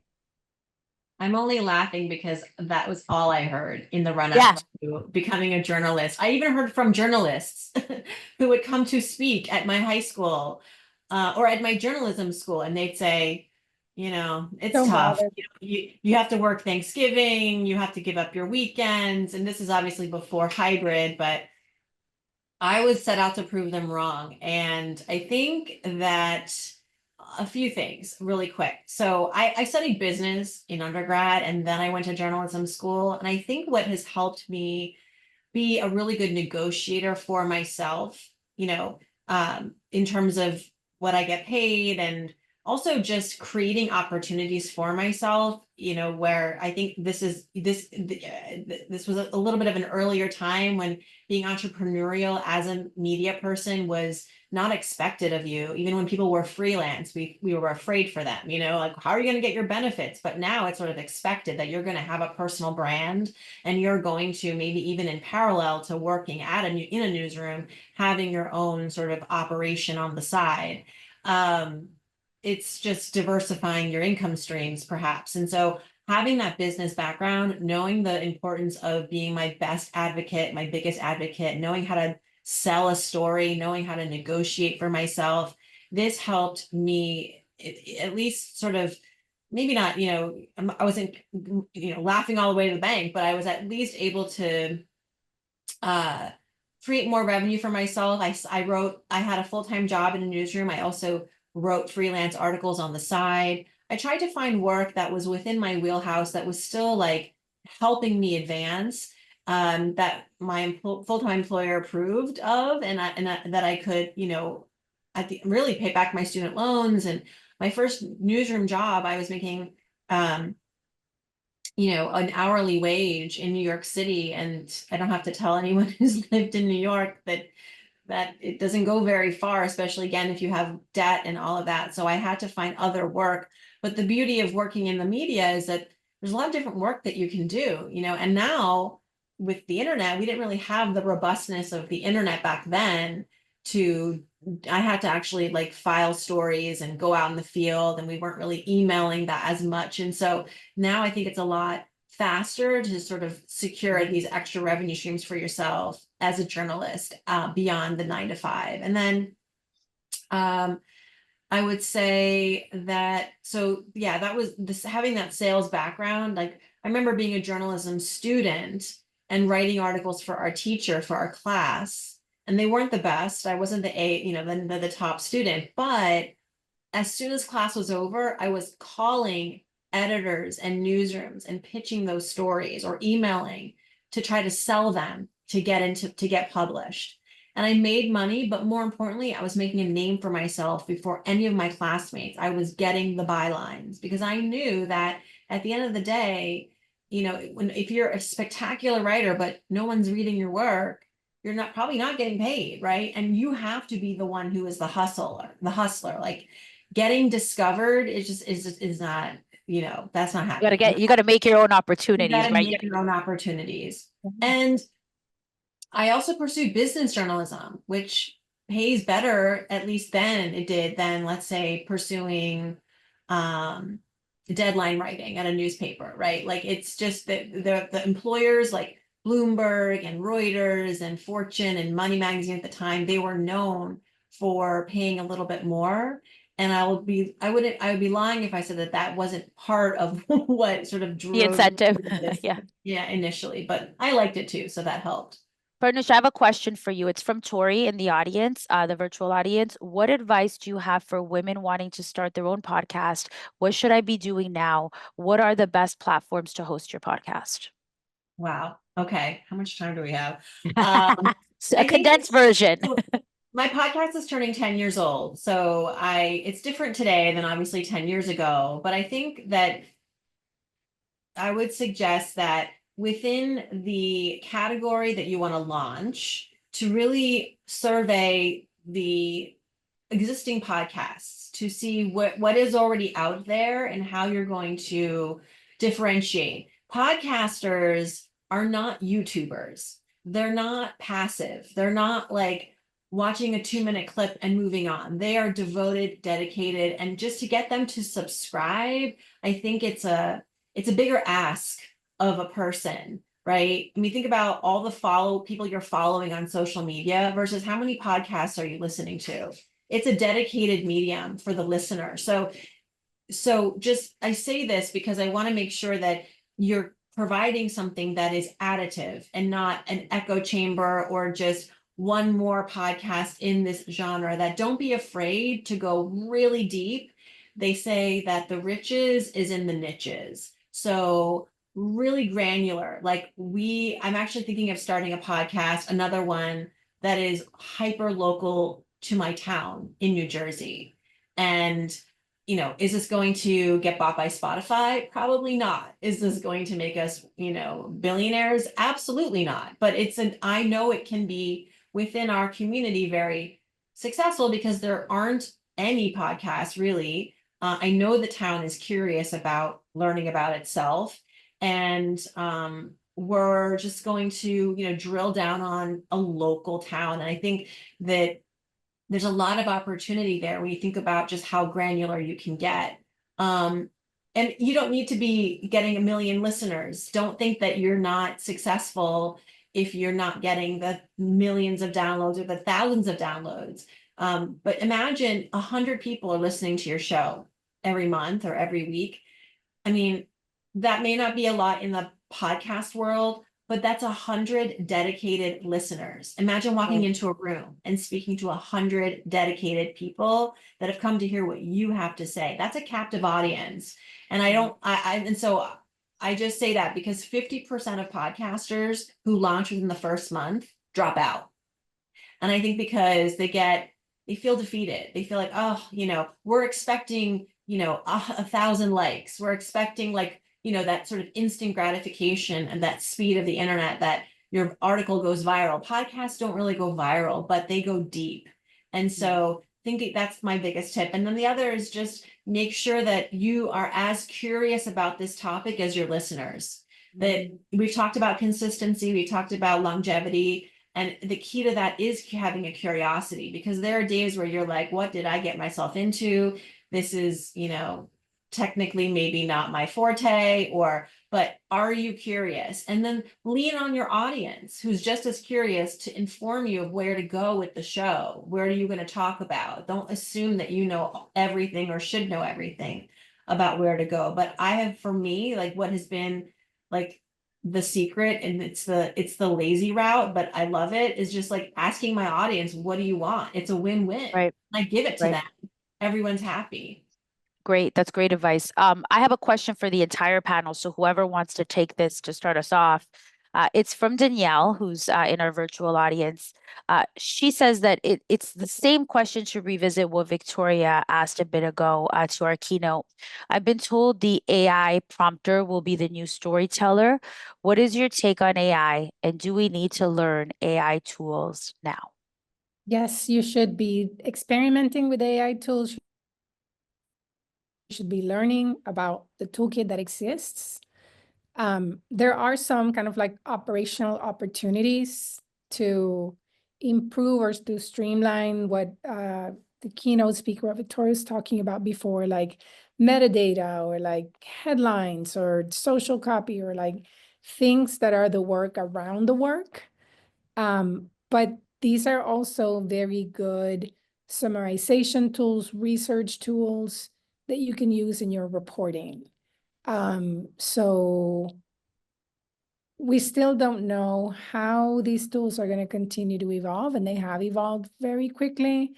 I think, like I said before, just like the internet or like the mobile phone or like social media or like email, changed kind of the game of how we create journalism, how we distribute journalism, how audiences consume journalism.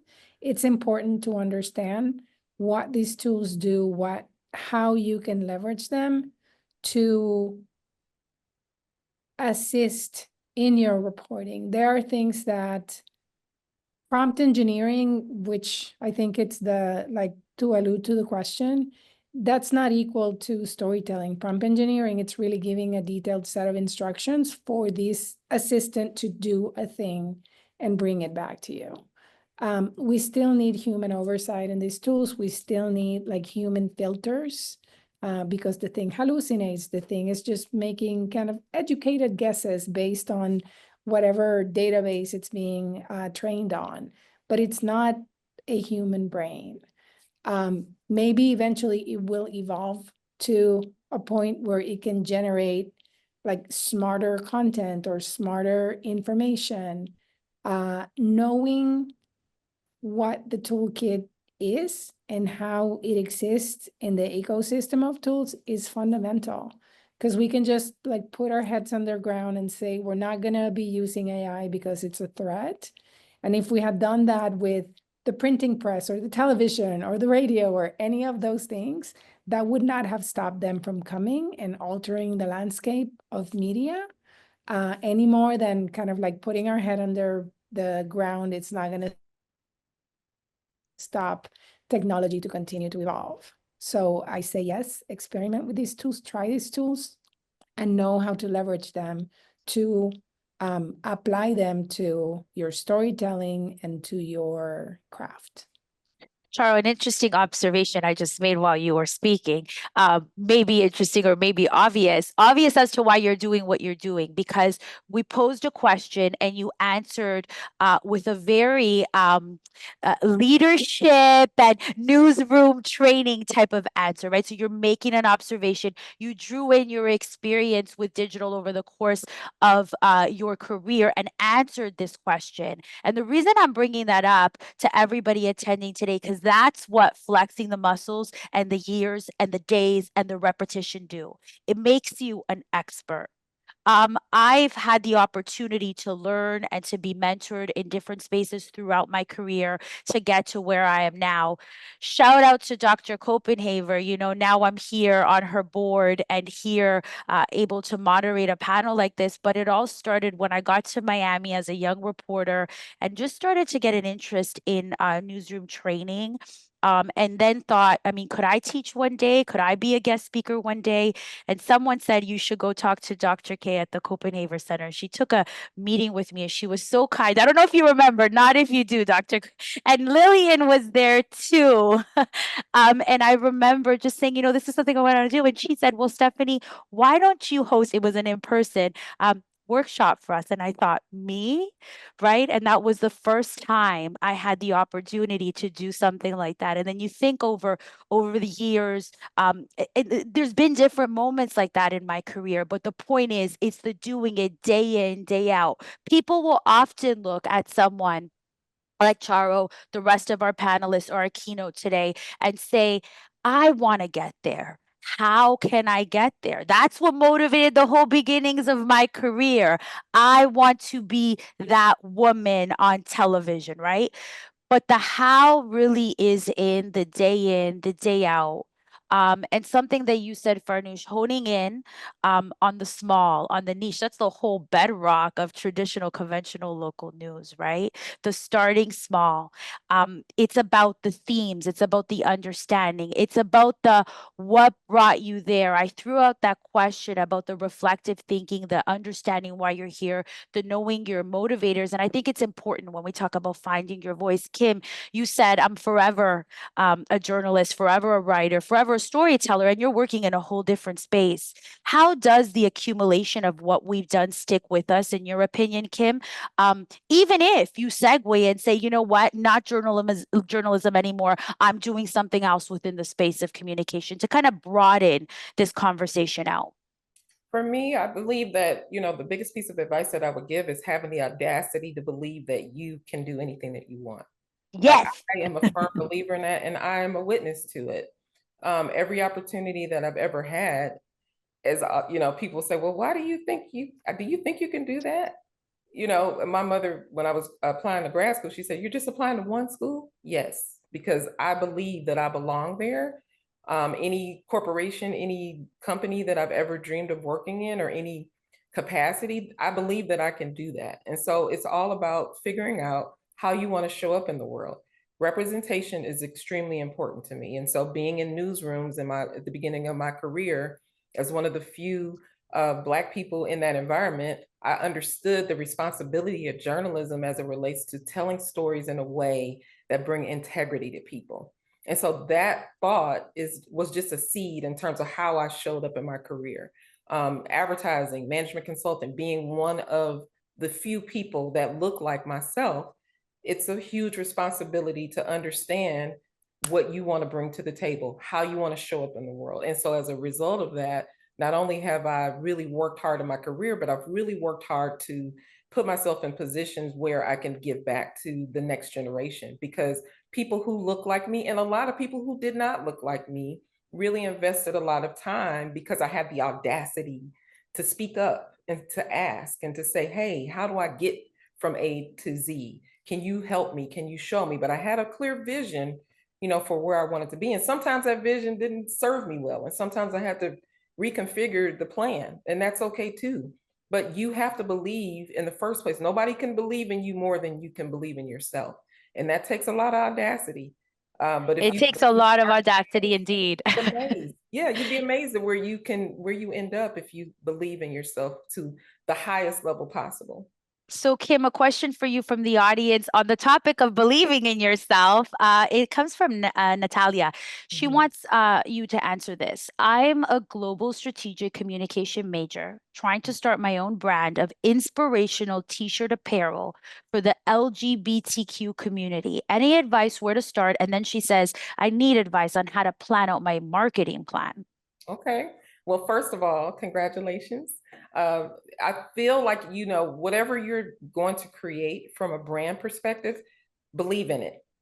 If you're not inspired by what you're creating, then nobody else will be. And so I just believe that if you really kind of stand strong on what you're trying to create, really understanding your core audience, and then being able to speak to them authentically in your marketing and all of your advertising efforts, that's one big step to success. But then foundationally, really mapping out a plan. I tell everyone, really start with you have an idea, that's great. But what is your foundational plan? Think about your marketing as it relates to the resources that you'll need, the different channels that you'll want to be able to communicate, your audiences. How are you going to sell your products? So looking at all of those things, and then the analytics is always the tool to help you understand what's working and what's not. Looking at your sales, but looking at also how does your audience communicate with you on social? Is it a two-way conversation? Are you just talking to people? What are some other ways that you can partner with other organizations that believe in what you believe in, and creating those partnerships in a way that make it not just a product for sale, but also something that can be community focused as well. So it's really kind of a spectrum of things that you should be looking at But the main thing is, do you have heart? Do you believe in what you're doing? And if you do, that's the passion that'll help you drive all of those other things through. Thanks, Kim.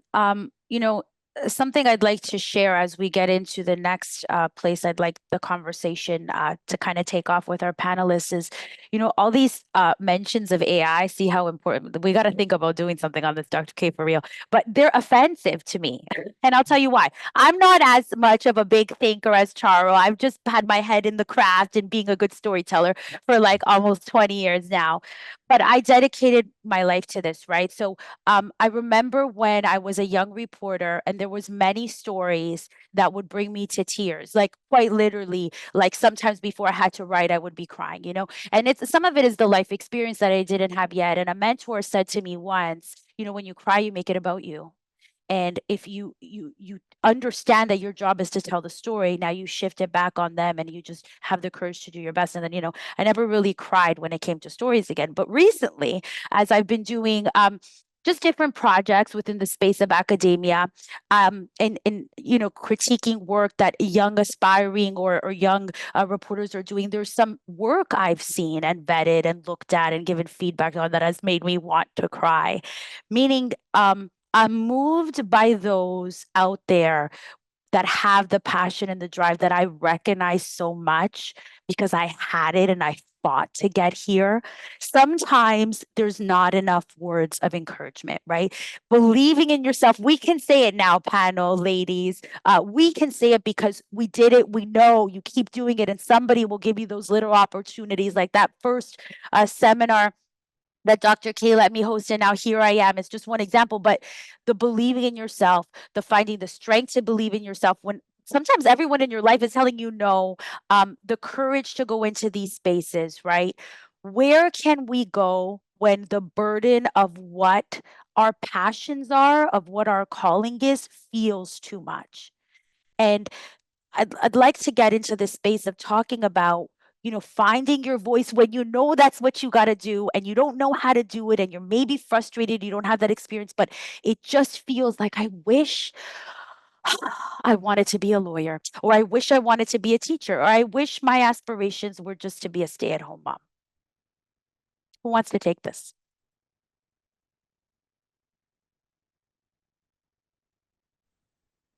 Kim? I'll Yeah. go. Right. I have what I call a life board of directors. So sometimes, and these are people that are trusted. They know you better than anyone else sometimes. And sometimes it could be different layers in terms of, you have people who work in your industry, then you have people who are not in your industry. There's a mixture of people in my life that when sometimes things have gone off track, or, I'm not going down the path that I thought I should be, in the speed that I think I should be or should have been. Those are the people that I've been able to go to, who have been able to kind of help to remind me of the things that I talked about, that I, put on my vision board, or things that I've wanted to accomplish. And so sometimes I think that those people are the accountability partners, in addition to what you're doing on your own in terms of journaling, or just really trying to stay focused on your vision. Sometimes the people that are closest to you on that board of directors can help you to really stay true to what your vision was, and remind you, because we get lost sometimes. When we get lost, we forget. And things can just look so dismal, and it's like, I just don't know. I don't know what I'm doing. I don't feel good about where I am.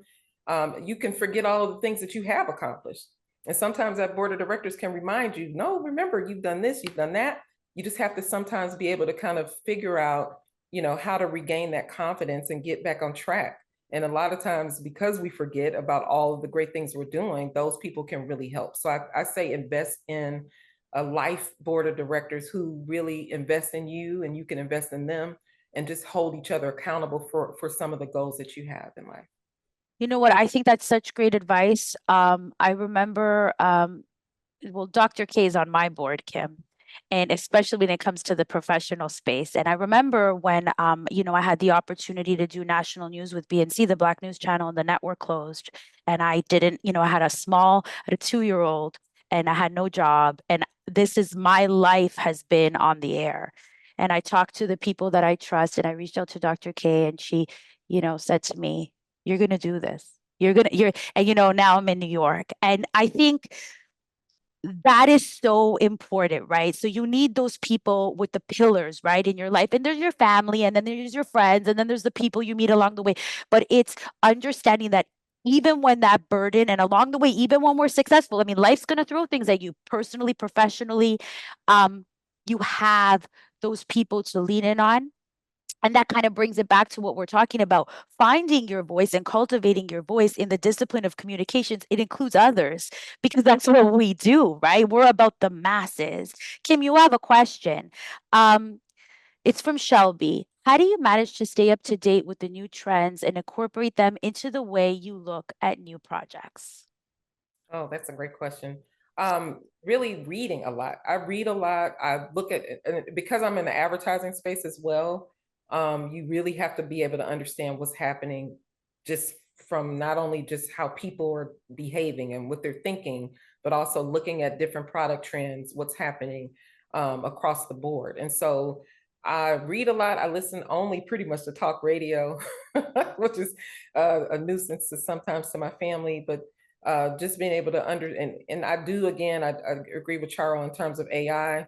But I would only say for younger people who are still trying to kind of find that balance in terms of knowledge and skill set, whatever you're putting in the AI, and make sure that you already have a well thought out thought or strategy or plan to put into AI. So don't just say, oh, give me a strategy. Think about your strategy and then fine tune it to see if there's something that you didn't think about. That's a muscle that I think people can really leverage when leveraging new tools like that. Also, from my field, we do a lot of consumer insights.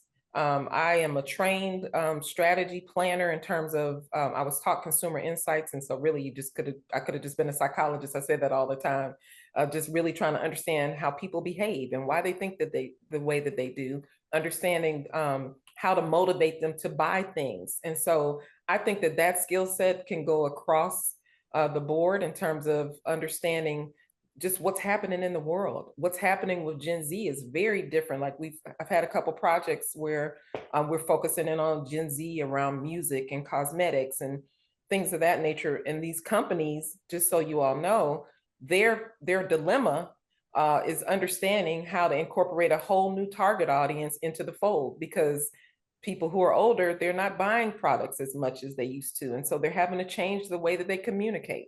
And so just being able to understand what's happening around you and not just limiting it to one type of industry. Like I said, journalists are very intelligent in the sense of you have to learn a lot of things all the time and be very curious. And so I think that skill set can really take you far in understanding how to stay on top of trends and really challenging yourself to be able to, once you do understand that, figure out what you want to be, the expert on. I don't know everything.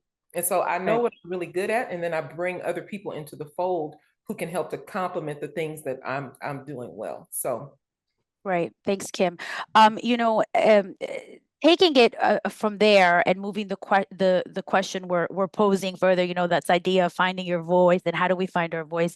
Charo, and then Farnoosh, if you could jump in. So this idea for people starting out, whether it's in journalism or in advertising or in a space in communication, do you think it's best to try to get on with an established company, something, Charo, like the New York Times or, a newspaper that'll then, that's the trajectory or the aspiration, or doing something entrepreneurial? So I'm speaking to specifically to the demo of students and young professionals. Charo, if you want to start this off, what's your advice on that? I think that really is going to depend on the person. I don't think there's one career path that applies to everybody. I think it's always cool to kind of think about this in a framework of a decision tree. What are your skill sets and what are the things that you want to learn more about, and what are the things you're really good at, or the things that you are not great at, so you can try them but you're not as confident about. So think about the things you're really good at, the things you're not as confident about, and the things you know nothing about but you want to learn more about, and start kind of like sketching out like what are the career paths that lead there. And then think about it as a decision tree. Like in the media industry, what are the places where I can apply these skills, and like, what are the possibilities that are out there? A lot of times people think very narrowly, like, I want to be a reporter and I want to work at the New York Times. That is such a narrow little window. And if it's either that or bust, it's most likely going to be bust, because there's a limited number of those positions. If you open the scope and you start thinking about all the possibilities that match up with the skills you have and the skills you want to learn about, and take and apply that curiosity to thinking about, is it a legacy organization? Is it a digital organization? Is it television? Is it print? Is it a podcast? Is it radio? Is it starting my own thing? Is it working for a nonprofit? Is it working in a for-profit company? Is it in the digital side of a legacy organization? Is it a pure player that's in digital? There's like different options. Do I want to freelance for a while to build my network of connections and relationships with editors? Do I then want to leverage that into, like Farnoosh was saying before, like building my own thing, being more entrepreneurial about it? I think we talked about like hard skills of like writing as something core. You also need to apply that curiosity to understanding more about the business and the business models that are available. And also, to Kim's point about understanding audiences and understanding people. How are people consuming information? How are you connecting with those audiences? So applying that curiosity not only to the beats you want to cover and the stories you want to write, but how the business works and what those opportunities are, and how people are consuming information and how to get information in front of people. I think those three things are fundamental to open the possibilities more widely than just having a very narrow scope in, I want to write for the Miami Herald, or I want to work in Telemundo, or I want to do this one specific job in this one specific market. That's great. Farnoosh, can you pick it up? Yeah, I so agree. I think that especially when you're first starting out, realistically, you got bills to pay. And if that means taking a job, great. I think that if there's no shame in that, and you can maintain your ambitions to have your own thing down the road. You can learn so much from working on someone else's time and getting their resources and getting them to help you with your benefits. I think when I was in my 20s, I had the job, and then I had no one else to take care of, fortunately, but myself. So I had extra time to devote to, if not making money on my own in some way with some enterprising project, but learning, right? I had hours to like invest to learn how to write a book, how to, and go to networking events. So you can continue to invest in yourself and your future goals, whatever they are, in parallel to having that full-time job. So I think, realistically, when you're first starting out, you might need to take that job, and that can be a wonderful stepping stone. That's great. To the panel, we're going to wrap this up, but I just wanted to go to each of you. If you want, maybe we'll start with Kim, we'll go to Charles, and then Farnoosh, you can wrap it up. One piece of advice in the arena of finding your voice, takeaway for our audience. Kim, you can start. Once you develop a skill that you know that you're really good at, speak up. When you have a seat at the table, when you have opportunity to start off in your career and you feel like you're really confident in what you're doing, speak up. Don't allow others to just kind of talk and give ideas. You have a valid voice. You have the ability to make change. And you have ability to make impact. That's what the goal is when building a career, is being able to make an impact in your industry. So never be afraid to speak up, and be able to have dialogue with people that you think are more important than you, especially starting out, right? That can be very intimidating. Oh my gosh, I don't want to, say the wrong thing, or I don't, they think I'm just this little, person who's just starting. Be able to go up to those people to say, hey, do you mind if I pick your brain and take you to coffee and talk about some things in terms of your career trajectory? How did you get to where you are? Don't be afraid to talk to people. You'd be amazed at how people want to be able to mentor the next generation.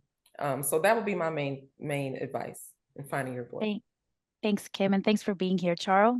Plus one to that, and also really look at the things that are part of who you are and part of your identity and part of the things that already come built in as skills, and a lot of times as marketable skills. Your perspective, your point of view, and those life experiences are valid, and not just valid, but they resonate with others like you who are out there and are not always represented in the space you want to occupy. A lot of times I talk to people who are self-conscious about having an accent because they're not native English speakers. And my response to that is, think about those poor monolingual people who don't have an accent because they don't speak 2 languages. That's actually a skill set that's actually valuable, and that's actually something that you should charge more for because you speak more than 1 language. So think about all the pieces in your identity that make up who you are, and carry yourself with a lot of confidence when you bring these things to the table, because they are the things that make you unique, and they are the things that resonate with others like you that might not have access to that room that you're in. Beautiful. Thank you, Charles. Farnoosh, advice? I would say that your voice at the end of the day is your expression of yourself. And it's not just how you speak and how you speak up for yourself, but it's how you present, it's how you relate, it's your reputation. And so if you aren't someone who yet feels the confidence to speak up, know that you can still have a voice and have that voice be known through how you show up in the world in other ways. Sort of what Chara was saying is sort of an expression of your identity. But don't think that that if you're not someone who loves public speaking or speaking up yet, that will come, but that doesn't limit your ability to develop a voice and to be known for who you are. Thank you so much. Thank you to the panel for being here, and of course to our keynote, and all of you for attending this national conversation. Thank you for having us. Thank you. Thanks. Thanks, Dr. K. Thank you all. This has really been a very inspiring session. And thank you, Stephanie, for being a wonderful convener for us. Yeah. My pleasure. Thank you, everybody. You've pleasure. made some change agents today, I think. Bye-bye. Have Good a night. great one. Bye.